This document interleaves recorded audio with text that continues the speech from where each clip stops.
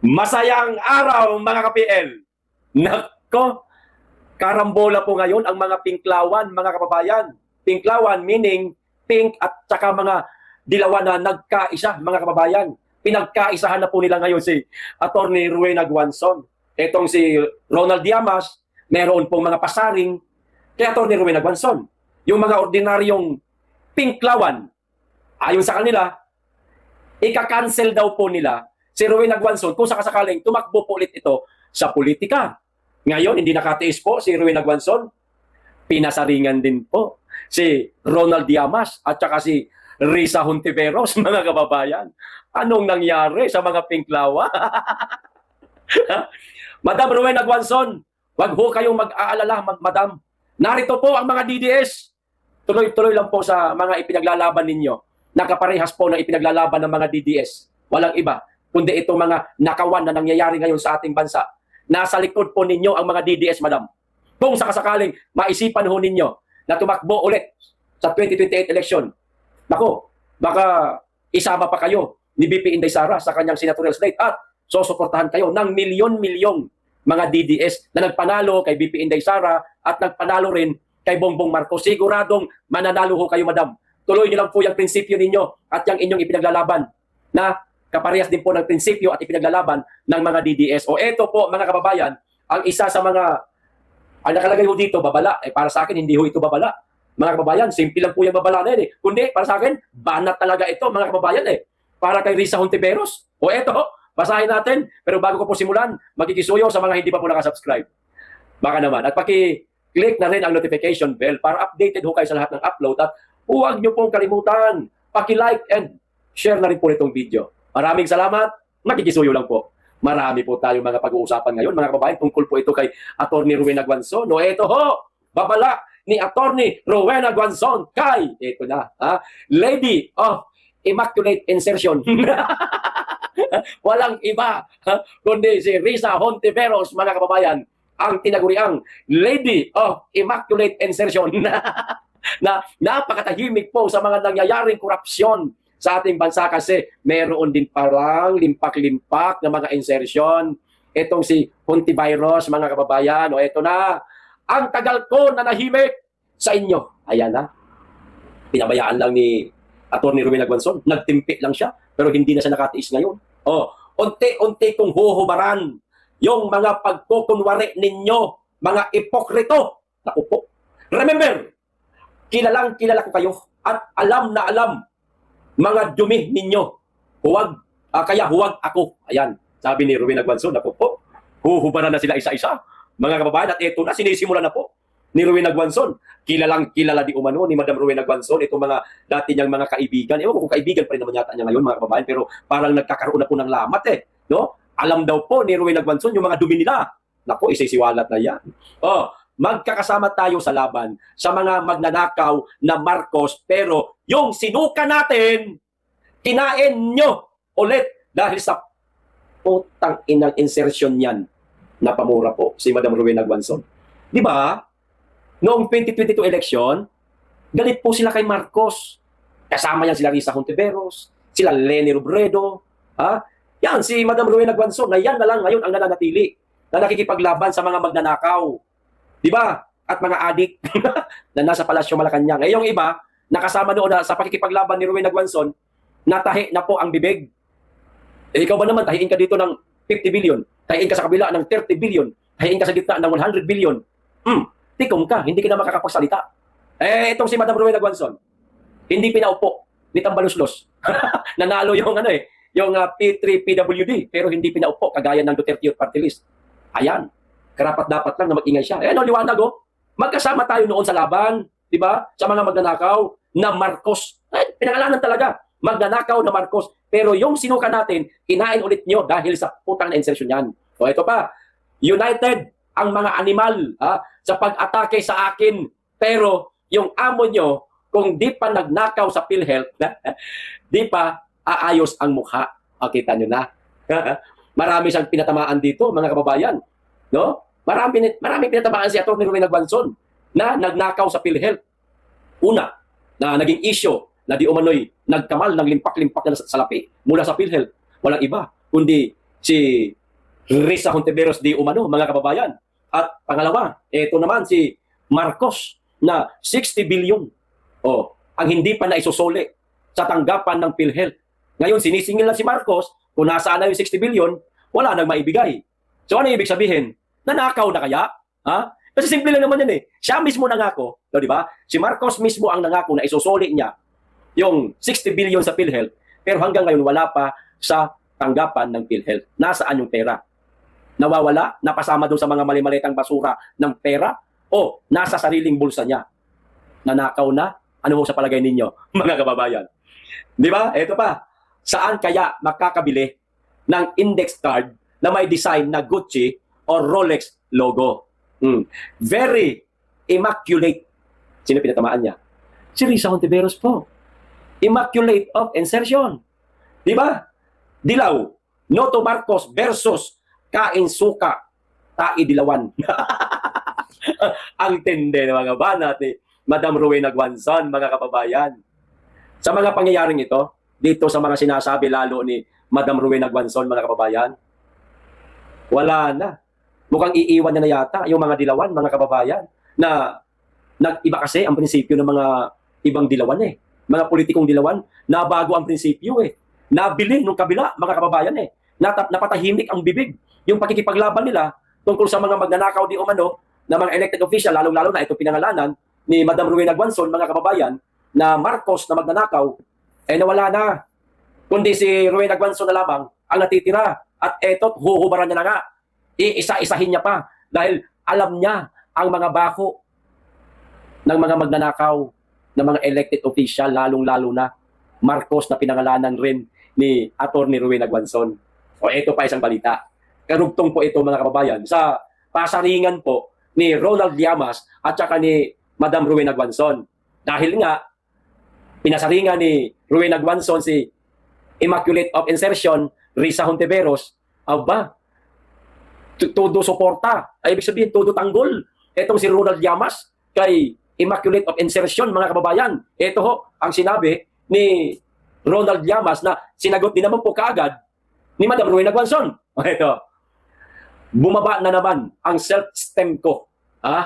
Wala kasi akong Rolex saka Gucci. Ayon po yan kay Ronald Llamas, mga kababayan. Nagpatinag ba ang isang Atty. Rowena Guanzon? Hindi. Sinagot niya po si Ronald Llamas na kapwa niya rin po ito dilawan, mga kababayan. O, kita nyo na. Karambola na po ngayon ang mga dilawan. Nako. Ito sabi ni Rowena Guanzon. Okay lang yan. Pogi ka naman. Naging kayo nga ni di ba? Naging kayo nga ni di ba? Uulitin ko, yung sinabi ko kanina. Sino ang binanatan o pinasaringan ni Rowena Guanzon? Si Immaculate of Insertion. Sino ang to the rescue? Si Llamas, si Ronald Llamas. Na merong pasaring, si Rowena Guanzon ang sabi, naging kayo naman ni di ba? Ngayon, wala akong idea. Sabi ko, teka, sino yung naging ni Ronald Llamas? Todo research ako, mga kababayan, kung sino yung mga nalilink kay Llamas. Wala akong makita. Ngayon, sa comment section, nitong binasa ko, ang nakalagay ho ron, si Risa Hontiveros daw, mga kababayan. Ang naging kulukadidang ni Ronald Llamas. Ay, ginoo ko. Hindi na kayo nandiri. May gata pa ba yan? Si Hontiveros, wala nang gata yan eh. Tuyo na yung gata niyan eh. Kumbaga sa Bisaya pa, lunok na lang natira niyan. Tuyot na. Kailangan lang gamitan ng virgin coconut oil. Ano sa palagay ninyo, mga kababayan? Ang tinutukoy kaya dito ni Atty. Rowena Guanzon na, di bale, naging kayo naman ni di ba? Si Risa Hontiveros. Mga kababayan, di nyo nakuha. Ulitin natin. Nagpasaring si Guanzon kay Hontiveros to the rescue si Llamas. Okay? Tapos si Guanzon, bumanat kay Llamas na, di bale, naging kayo naman ni yun kaya yun, mga kababayan, nagtatanong lang po. O ngayon, eto naman po, ang mga tawag nito, banat, paghihiganti ng mga pink lawan, pink yan tsaka dilaw magkasama kay Atty. Rowena Guanzon. Na dati, sinusuportahan po nila ang P3PWD ni Atty. Rowena Guanzon at yun nga inanalo noong halalan 2022. Di po ba? Marami-rami din ang bilang ng mga yan eh.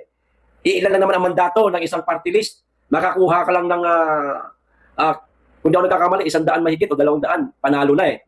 Di po ba, mga kababayan? O mas higher pa yata dyan. Nakalimutan ko na, pasensya na ho. Basta mababalag po ang mandato niyan. Kaya nanalo ang P3PWD. Ngayon, dahil nga tila nakikita natin mismo tayong mga DDS, maging ng mga pinklawan, na itong si Atty. Rowena Guanzon, na parang gano'n na sila ni Inday. Sa madaling salita, parang nagpalit ng kulay itong si Rowena Guanzon, na dating dilaw or pink, ngayon naging berde na. At sa 2028 election, maaari itong sumanib, mga kababayan, sa senatorial slate ni BP Inday Sara. So, dating pinklawan, ngayon, naging DDS na. Parang ganun po ang datingan lang, mga kababayan. O eto ho, ang mga gante kay Rowena Guanzon na mga pinklawan dahil ngayon nga nakikita nila na nagpalit na ng kulay si Rowena Guanzon. O eto, sabi, si Rowena Guanzon pa rin po ang nagsasalita nito, ha? O, huwag ninyo ako tinatakot ng cancel culture ninyo.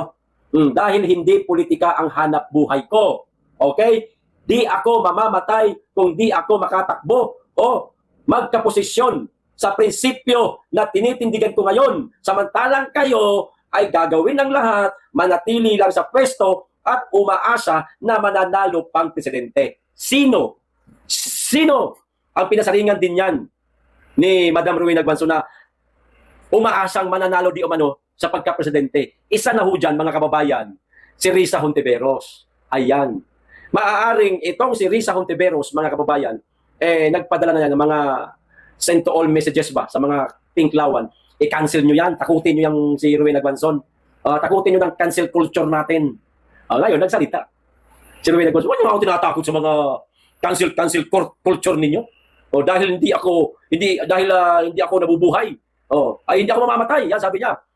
Kapag hindi ako makatakbo at magkaroon ng posisyon, talagang prinsipyo lang ang tinitindigan nitong si Madam Rowena Guanzon, mga kababayan. At ang bandang dulo, pasarin po ito. Sa palagay ko lang kay Risa Hontiveros. Hindi po ito kay Martin Romualdez na isa rin sa naghahangad na manalong presidente sa 2028. Kasi kilala po natin itong si Rowena Guanzon, mga kababayan. Nakafollow ho tayo dito sa kanya. Nalalaman po natin lahat ng kanyang mga social media posts, lalong-lalo na banat kay Romualdez kasi talagang papangalanan niya po. At ilalagay niya Martin Luther. At ito wala eh. Di ba? Wala siyang binanggit na Martin. Wala siyang binanggit na Risa Hontiveros. Pero sino po ba ang nag-aasam na manalong presidente sa 2028? At sino ang pambato ng mga dilawan sa 2028? Di ba ga? Si Risa Hontiveros. Kaya nga yung mga makabayan black na yan na mga kasama nila Risa Hontiveros, nila Franz Castro, di ba? Nila De Lima, nila Jokno, ay hindi matigil-tigil sa pag-file ng impeachment laban kay BP Inday Sara. Gustong-gusto nila na mapa-impeach ang pangalawang pangulo para pwedeng makalusot si Risa Hontiveros, mga kababayan, sa 2028 presidential election. Yan po ang ninanais na mga dating kasamahan nitong si Rowena Guanzon. Yan, mga kababayan. Kaya ngayon, karambola ho sila. Kanya-kanya po silang banatan. Pero para sa akin, pinagtutulungan po nila si Rowena Guanzon. Maliwanag ho yan. Pinagtutulungan nila. Bakit? Ang cancel culture, mga kababayan, nagmula po yan sa mga pinklawan. Itong dilaw na at pink. Sila ho ang nagpauso ng cancel na yan. Bakit tinatakot di umano itong si Rowena Guanzon dito sa mga cancel culture na yan? Sino magka-cancel sa kanya? Posible naman DDS. Hindi naman lehitimong DDS o nagpahayag itong si Rowena Guanzon na DDS na siya. Kundi, kilala pa rin ito sa pagiging pinklawan. Sino ho ang magka-cancel sa kanya? Walang iba, kundi yung mga kapwa niya pinklawan. Hindi mga DDS. Pero, kung sakasakali, mga kababayan, sa 2028 presidential election, meron ding mga senatorial slate ang ating BP Inday Sara. Halimbawa, mapasok si Madam Rowena Guanzon sa pagkasenador o tatakbong senador sa ticket ni BP Inday Sara. Handa niyo po ba siyang iboto? Susuportahan po ba ninyo, mga kababayan? Susuportahan po ba ninyo? Paki-comment po, magbabasa ho tayo at mali natin. Baka mabasa po ito ni Madam Rowena Guanzon. Okay, ito pa isa, mga kababayan. Naku po, itong napakainit po, mga kababayan, na maritisan ngayon sa social media. Nako, itong mga chika babes, naku po, tip pa lang 250 to 300k pesos. Tindi mo? Ito, pinangalanan na kasi Nung kahapon yata yun. Clue lang yung naibigay natin pero tumpak po kayo sa mga comment ninyo. Nagbabasa po ako. Eto na nga, lumabas na nga. At napakaganda palang babae nito, mga kababayan. Isasaglit ko lang po ito ha. O eto, sabi nitong isang chicks na nag-post sa kanyang social media na pulang-pula yung kanyang suot na damit na lumuluwa na yung kanyang yung kanyang malaking mamon, mga kababayan. Diyos ko po, busog na busog si ate. Busog na busog din si, naku po, ewan ko lang. Eto, naku pinag-uusapan to ng lahat Di po pwedeng hindi natin pag-usapan to. Sabi nitong si Cassidy, nag-post siya, meron pa siyang itinag na lugar sa Soler North, mga kababayan, sabi niya, Senator Rapi Tulfo, anak ko po, Christmas party, heart. Ayan, kita niyo naman, di ba? Thank you for having me last night. Ay, having me last night. Ikaw Senator hindi naman lang mga artista, komedyante yung kinuha mo. Tulad nila, Pokwang, yan nga, nakaka-good vibes sa party. Yan, sila Vice Ganda. Sana sila na lang, para walang, napapag-isip-isip tuloy ng ating mga kababayan na baka lang naman, baka merong nangyaring, naku po, siyo kung sabihin yung mga bagay na allergy tayo dyan. Ganda ng babae, mga babayan, Ito pa isa. Ito na, Outfit for Senator Tulfo. Naku po, Christmas party. Thank you for having me po. Agoy, ginoo ko.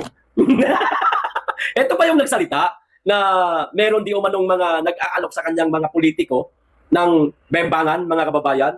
At tip pa lang daw, tiba-tiba na 250k to 300k, tip pa lang yun. Paano pag binembang pa siya? Milyon ang halaga niyan siguro, Isang bembang, 1 milyon. Yaman bigla ng babae, kung sa isang linggo, 2 beses ang bembang, hindi 2 milyon yan. Sa isang buwan, naku po, 8 milyon. Instant yaman yung chika babes, mga kababayan. Kung lang naman, ang ibig kong sabihin. Di ko naman sinasabing nangyayari nga sa kanilang bembangan. Pero, grabe po ang mga balita ngayon Mga mainstream media, ang titulo nila, bembangan talaga, mga kababayan Tindi Pero, kung ganun man, ang nangyari sa kanila, halimbawa lang, nagkaroon ng bembangan, sa kanila, nitong karapatan po nila yan, mga kababayan.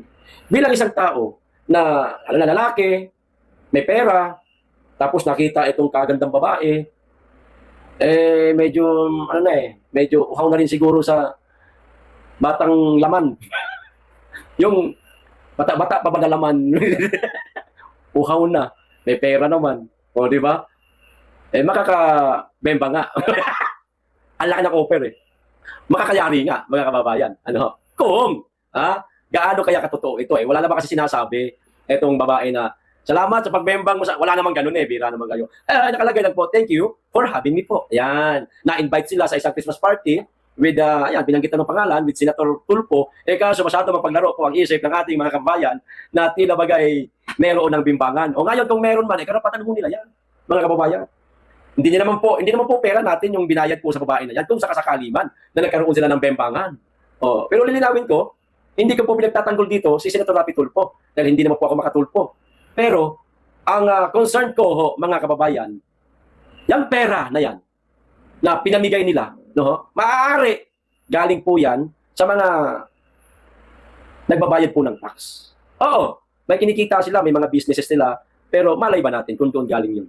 Kasi kapag galing sa legal na pera ay gagamitin mo sa, alam nyo na, kalaswaan ng mga bagay, naku, may gaba ho yan legal yung pera legal ang pinanggalingan. Pero kung galing yan sa mga nakaw mula sa kaban ng bayan, di ka manghihinayang.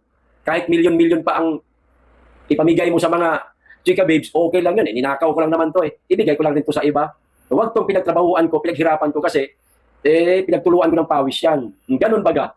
Di mo ba? Yan ang concern natin dyan Maaari din pong galing yan sa kaban ng bayan. Yun lang naman. Maaari, pero hindi ko sinasabi na galing yan doon sa kaban ng bayan. Maaari lang. Okay? Malinaw tayo? Ayos? Karapatan ho nila yan, mga kababayan. Ito pa, isang balita. Tungkol naman po kay, naku po, ito na. Tawag nito, si Ramon Bong Revilla Jr., mga kababayan. Naku, paano to pag nangyari? Naku po, sandali, may ayun mo sa kabila, dito tayo sa isang cellphone. Nagloloko na naman yung cellphone ko.